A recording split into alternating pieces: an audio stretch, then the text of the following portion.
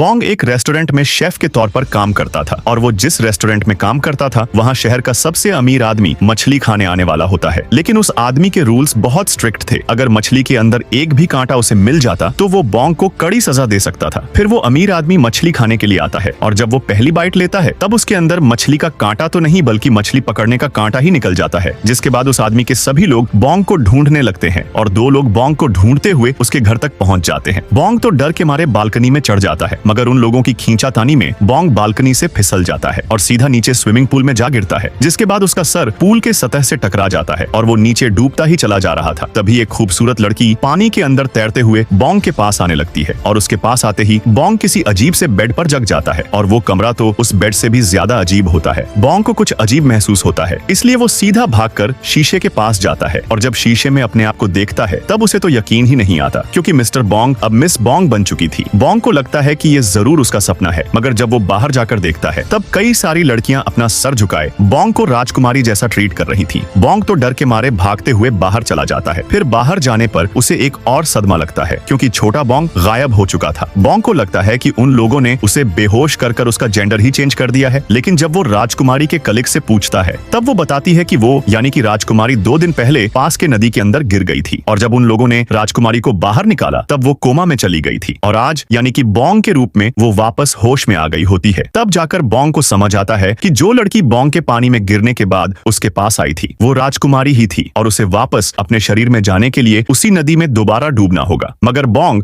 अब राजकुमारी होने के वजह से हर वक्त लड़कियां उस पर नजर रखी हुई थी। बोंग फिर भी उन सभी को चकमा देकर उस नदी के तरफ दौड़ता है और जब वो नदी में छलांग लगाने वाला होता है तब उसे अपनी आंखों पर यकीन ही नहीं आता।